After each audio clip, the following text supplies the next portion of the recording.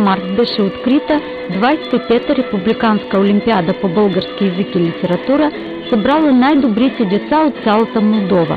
Празничната програма е подготвена от екип преподавателите от Български теоретичен лицей Васил Левски.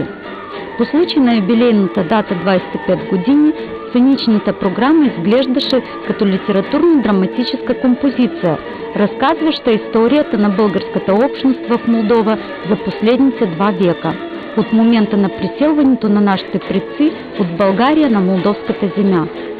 За това време вече са се сменили 7 поколения.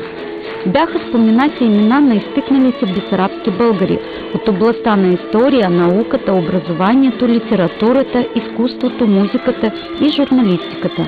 Олимпиадата – това е празник на българщината, също така е и подведение на етозите, преглед на постиженията и успехите. Главните участници на мероприятия са учениците и техните преподаватели. От името на всичките наставници госпожа Надежда Гайдаржи прочете олимпийското насърчаване.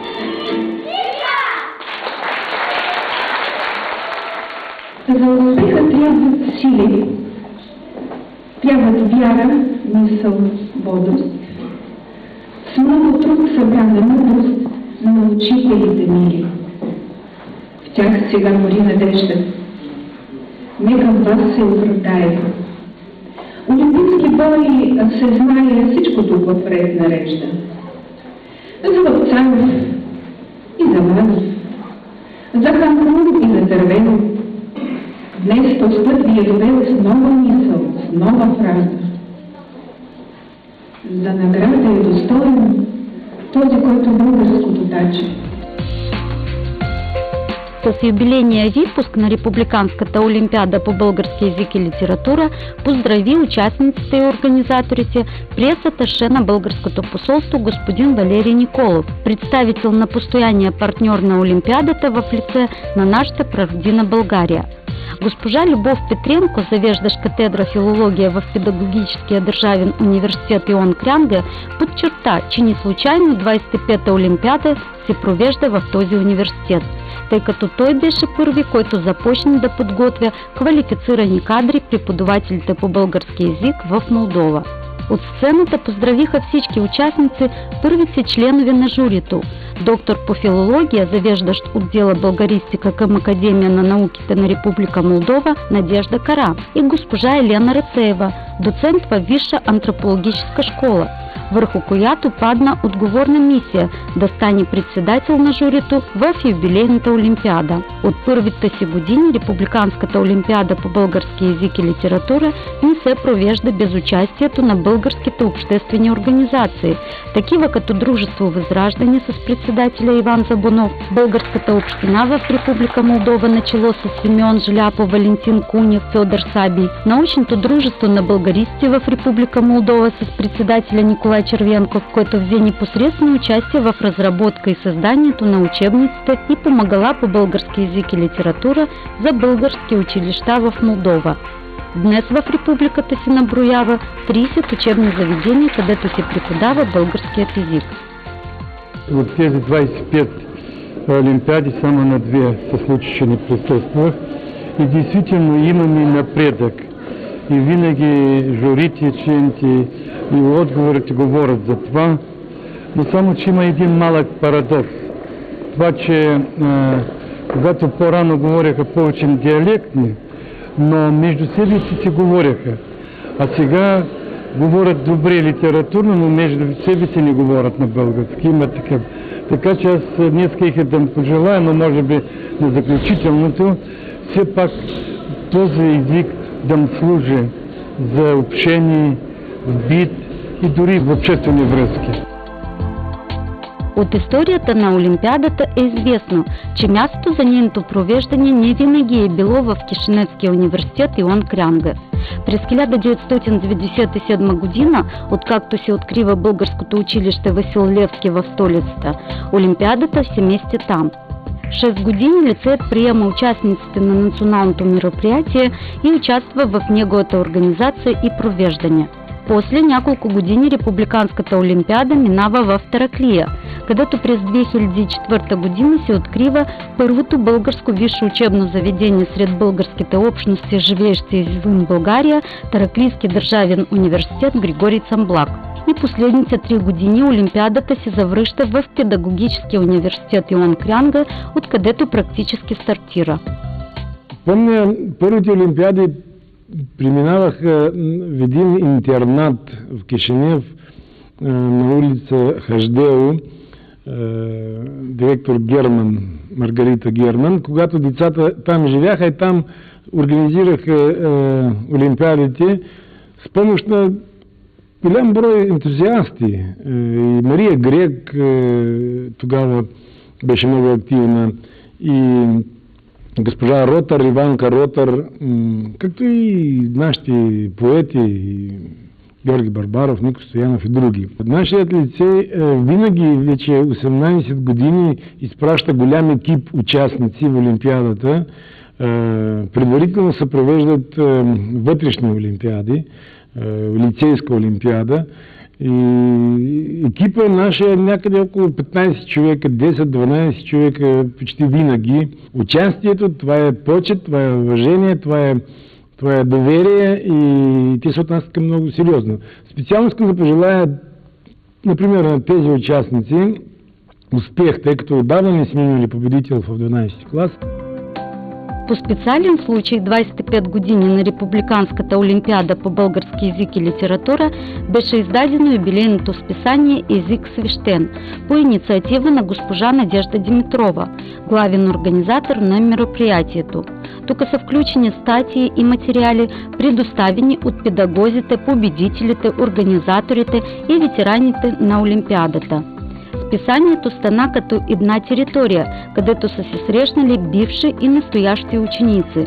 Затова тук има рубрики «Началото», «Преди и сега», «Задочни репортажи» и други. Отговорна за юбилейното издание стана командирован преподавател по български език и литература в лицея Васил Левски госпожа Цонка Христова. Така възложиха го на мен, може би заради опита, който имам. Все пак аз съм издавала списание. Събрахме материали от цяла Молдова. Учители се включиха се координатори. Направихме едно много добро интервю с госпожа Надежда Димитрова, в което засегнахме не само началото на Олимпиадата и начина, по който тя се е развила през годините, а и някои проблеми, които има с преподаването по български език и литература, защото такива винаги има. 150 бройки е изданието официално, но тъй като аз го правих в България, в едно издателство Габровско, с което си работя от години, включително и мои книги съм издавала там. Хората просто в знак на уважение направиха още 60 бройки като дарение за българите. Така че 210 всъщност е тиража, но аз като гледам, той свърши, просто ние ги раздадохме. Вторият ден на Олимпиадата започна с писмения тур. На учениците от 9, 10, 11 и 12 класове беше предложен тестът по български език и литература с задания по историята на България, традиция и култура на българския народ. 3 часа децата имаха да се справят с положените задачи. През това време ние успяхме да поговорим с някои преподаватели, които с голямо вълнение и тръпка очакваха резултатите. Започнах да уча български език още когато бях ученичка в 8 клас.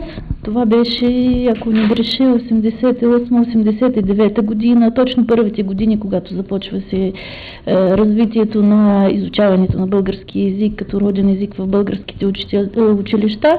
Първата година учихме и като факултатив. А вече в 9 клас участвах в Олимпиадата. 90-та ли година беше, не помня, но като сега се помня тези чудесни дни, защото пристигнахме в Кишинев, настаниха ни в интерната, живеехме всички българчета заедно в една стая голяма, общувахме, всичко беше чудесно. Започнах от началото на участие на Олимпиада от 1989 година. Много беше сложно най-напред, защото децата не бяха подготвени, дори и учителите не бяха подготвени. Ние сме първите ластовички, които ни готвяха България тук в Кишинева, после ходихме в Габрово. Помня, до сега помня, че бяхме от 35 участници, 32 Мариени. Да, и 2 Татянини, и 2 Надежди. Можем да кажем, че ние сме само уки, защото самички, крачка по крачка, постигавахме българската култура, българската поезия, проза. Всичкото ме потикна да уча български език. Една пътувка в Ленинград и сега в Санкт-Петербург. Защо? Защото срещнах там едно семейство българско, което ми чу, че говоря български. И ме пита: вие откъде сте българи? Аз казвам: от село Стояновка, Бесарабско. Те казват: много добре говорите български. И аз си помислях: не дай Бог, сега ще ме попитат някой писател, някой поет, и аз нищо не знам за българска поезия. И когато си завърна вкъщи, почнах да търся литература. За съжаление, тогава нямаше такава литература. После през 1987 година български език се въведе в училищата като факултатив. И почнаха да ни дават някаква литература от България, ни донесаха български език, литература. И изучавахме така само факултативно 1 час в седмицата.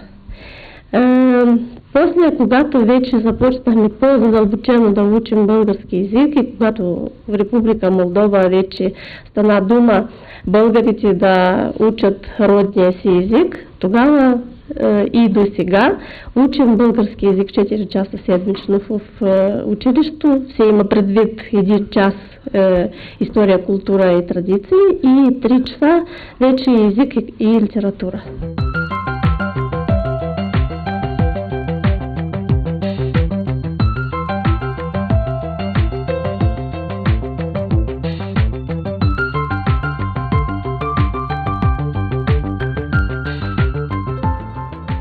Какво съчинение сте писали? Съчинението беше по тема дали трябва да пазим името на прародителите. Във Валя Сержи всички ли деца говорят български език? Нашето село е разделено от едната страна молдовски народ, а от другата български. Обаче всички знаят български език. Написах всичките точки, не знам всичко ли съм написал правилно. И ако се посъветва с моя учител и някои пункти, все пак се сбърках. На мен беше тежко. Какво най-тежкото, най-сложното беше от теста? Мисля, че най-сложните бяха творческите задания, защото трябва да се изложиш. Мисля, че малко не можеш да се забереш, защото знаеш, че много зависи от това. Каква е темата от творческата точка? Творческото задание беше лесно ли да се живее на човека, ако той има дарба. И вие какво сте написали? Написах, че не е лесно. Защо? Защото човекът, това е голям труд, той трябва да се старае да развива таланта и той е всякога в центъра на вниманието, това е тежко за човека. Впечатленията ми останаха добри. Всъщност не очаквах да е толкова от една страна сложен, от друга страна да е толкова дълбок, защото въпросите изискваха доста мисли и доста дълбоки размисли на всеки един въпрос и достатъчно разгърнати отговори. Творческата тема беше за какво? Творческата тема беше за хан Крум. Дали е направил правилен избор, когато е избрал за свой наследник хан Омуртаг, а не другият му син? Справихте ли се с задачите? Да, аз очаквах малко по-лек тест. Той мина много добре. На едно дыхание и се готвихме с моят преподавател госпожа Шакотел. Дали се надявате за призови места? Ако учителят не се надява за призови места, той няма да дойде. Но вече има жури, което е достатъчно компетентно и то ще реши кой е достоен. Естествено, че надежди винаги има. Би било ненормално да ги няма. Вие дали харесвате условията за провеждане на Републиканската олимпиада? Аз смятам, че всичко е направено прекрасно. И преди всичко е направено така, че от една страна да се спази спортния дух, от друга страна да се спази достоинството на децата, от трета страна всичко да бъде абсолютно справедливо и при равни условия. Какво повече е нужно от една олимпиада? И може би наистина педагогическият университет е най-правилното място за провеждането на тази олимпиада. Тестът много е сложен, трябва да знаем много допълнително, но искам да кажа, че това е много хубаво, защото за своята история, за своите предци, всеки от нас трябва да знае и да бъдем като патриоти. В Републиканската олимпиада аз идвам уже четвърта година. Това година уже е последната. Мисля, че може би ще заема своето място. И съм благодарна за това, че има възможност да се проявим, да покажем какво научихме и какво познаваме от българската литература и от българите, не толкова за българите от България, ами и за бесарабски българи. Успехът не е възможен без тандема учител-ученик. Състезанието в Републиканската олимпиада дава възможност на учениците още веднъж да изразят своята признателност и благодарност на наставницата си. Български език ме окръжава още от първите ми дни. Това ми помага да бъда човек, личност, да преуспявам, да се уча, да отбирам бъдещата си професия. Това много ми е важно за мен. То ми помага. Какво искате да кажете на майка си? Мамо, моля те, κάθε ден, всеки ден, когато ти преподаваш и на мен, и на моите приятели, мисли не за това, че ние сме малки деца, а че ние сме хора, които обичаме този български език, майчин език. Какво можете да му пожелаете вие от своя страна? Надявам се, че винаги човекът прави успех в бъдещето тогава, когато е направил някакъв успех в дълбокото си детство. А детството на нас, на всички, е българско. Както и да не спорим, това е българското, това е нашия живот. Каквито и да ни висоти да не постига човек в живота, той винаги се връща към това, от което е тръгнал. А той е тръгнал от чисто българско семейство. Надявам се да го предаде и на своите деца, значи на моите внуци. Когато приключи състезателният момент, на участниците беше предложена културната програма, водена от преподавателите по история Никола Караиванов и Юрий Кишкилев. Екскурзия по българските места в столицата Кишинев. Преди всичко това е най-святото място за всеки един българин, паметник на опълченците. Обелиск Шипка е построен през 1966 година в памет на сформируването на българските опълченски дружини през 1876-77 години, тръгнали за освобождение на България. Децата с автобуса пътуваха до Орхейлвейк, който се намира на 60 км от Кишинев. Това е исторически и археологически комплекс, разположен до река Реут. Тук бяха открити следи от различни цивилизации. Първият град, който е бил основан на това място, се е наричал Орхей, което означава укрепление. Орхейлвейк е известен със своите пещерни манастири. Той е бил идеален за монашеството в ранната християнска общност. Аз много ми хареса Орхейлвейки, видях много красиви скали и ме впечатлиха. Бях в България също наподобие такива скали видях там. Бяхме на един такъв обрив, където се вижда реката Реут и много съм впечатлена, много ми хареса. За първи път съм в Орхейлвейк, никога не съм била и много ме изненада това място. Наистина съм впечатлена от тези скали, от тези манастири и гордея си, че в Молдова има такива места. Не знаех нито за тях. И съм изненадана, че видях тези кели, където са живели монасти. Наистина не разбирам как това може, как могат да живеят там хората. Рада съм, че днес никой там не живее. Радвам се, че тук има такива святи места и можем да ги посетим, да видим историята, да видим географичните места, защото мисля, че това е важно за нас. Да се гордеем с нашата республика и да виждаме какви места красиви има тук.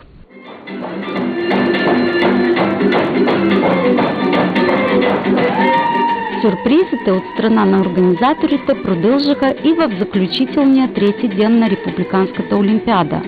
Празничната програма беше изнесена от детските формации от южните градове Тараклия и Кумрат, водени от госпожа Татяна Раковчина, председателят на българската община в Гагаузия.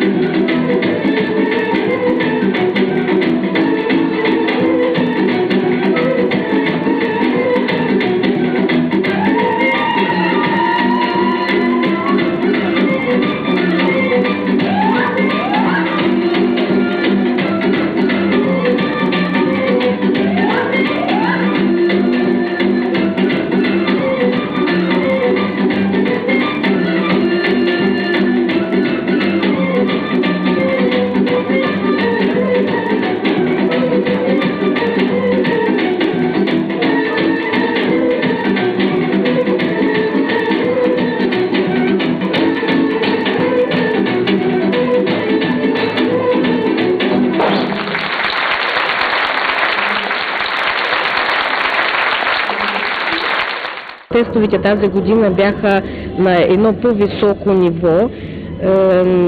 Това, което ние сме загатнали, сме поставили цел пред Олимпийския комитет, че от година на година ще усложняваме тестовете, няма смисъл да ги улесняваме. Летвата трябва да се вдига.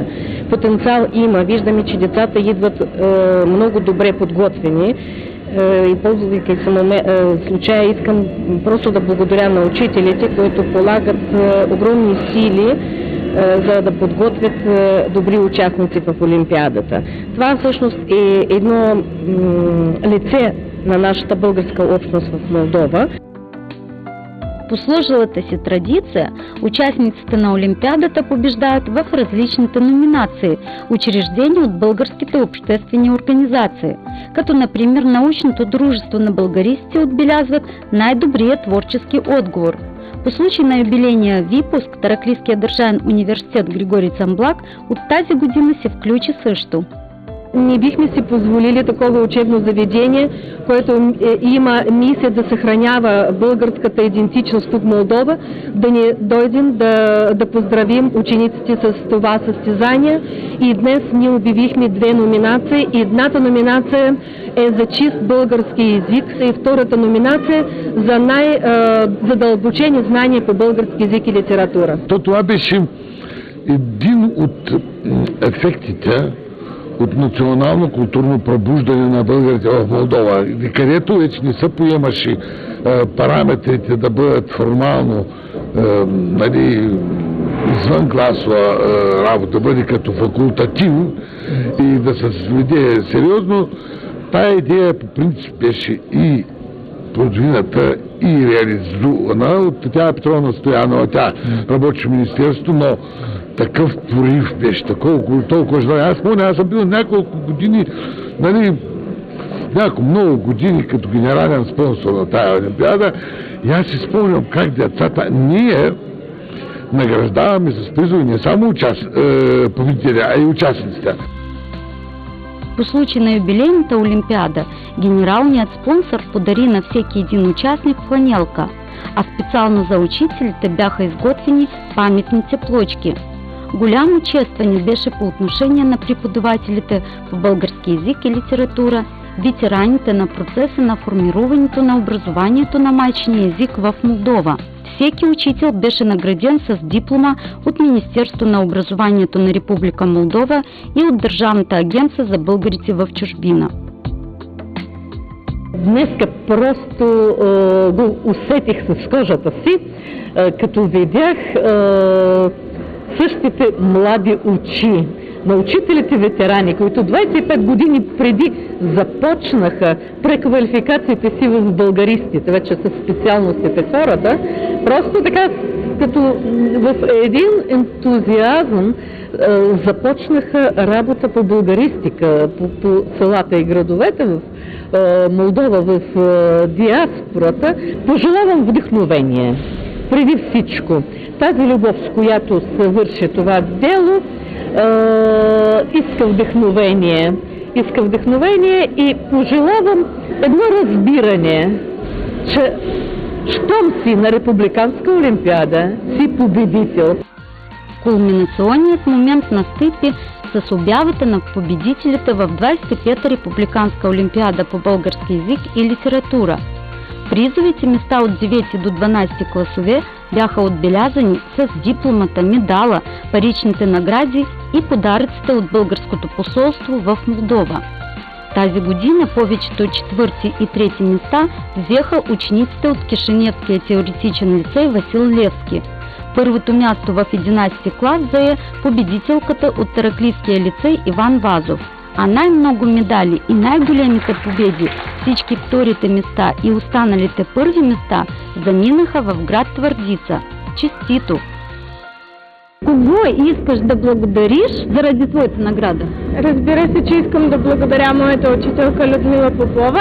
Още искам да изявя благодарност на моите родители за това, че те ме поддържаха в трудните моменти и на всички приятели, които са много важни за мен. Искам да кажа, че това е непредаваемо чувство, да виждаш, че твоите деца, това, което си вложил в тях и те се издигат на някакъв Олимп, който за някои деца не е толкова постижим.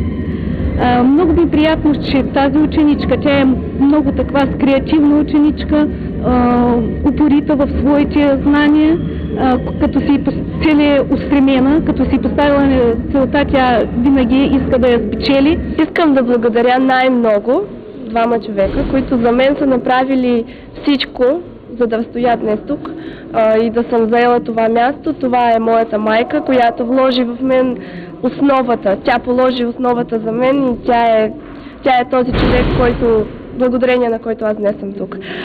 Също така искам да кажа едно огромно благодаря на човека, който ме подготви към това изпитание, което аз преминах. Това е моята госпожа Паскова, с която ние работихме. Тя работи с мен, с упорен труд ние достигнахме това заедно. Може би за всички 25 години, само няколко години не са спечелвали, но последните години направиха една действително така закономерност, където гордостта за нашите най-добри деца, отличени в Републиканската олимпиада, стават едно нещо приятно за нас всички. Най-голямата награда е в 12-ти клас. Първото място спечели Галина Славова. Тази победа има предимство. На победителя на олимпиадата се предоставя възможността да бъде приет в българско висше учебно заведение без приемен изпит и по неговия избор. Много ми е приятно, защото отдавна, още от 9-ти клас, мечтах, че днес ще стоя тук и ще имам тази награда и мисля, че аз я заслужавам, защото по брой точките второто място е застанало от мене на 15 точки. Това доказва, че никак никой не можа да ме достигне. Какво можеш да пожелаеш на тези, които след теб ще печелят другите години? Скъпи приятели, пожелавам ви успех, пожелавам ви да се стремите, защото ако искате, всичко се случва. Искам да кажа, че имам голямо задоволение, защото вече, така да речем, отговори са на децата, които учат един от 4 езика. Водещ език, било ли то руски, румънски, английски като чужд и покрай тях родния език като още един някакъв. Не. Нивото на отговорите, нивото на владеене на езика, литературата, знания по история на участниците на олимпиадата показаха, че те са на високо, сериозно ниво. Какви нововведения бихте могли да направите? Идеално би било да привлечем децата от 7 и 8 клас да участват в Републиканската олимпиада. Просто децата да знаят какво ги очакват. И това ще бъде един стимул да работят върху себе си децата. Но въпросът, като винаги в спонсорската дейност, трябва да се търсят пари. Ако ще успея да намеря тези пари за провеждането на Олимпиадата за 7 и 8 клас, ще реализирам. Олимпиадата по български език е празник на майчиното слово, който помага да пазим своята идентичност на бесарабските българи. А празникът се завърши с правото хоро, в който се включиха всички. Нека българската традиция да живее и да не се изгуби родолюбието.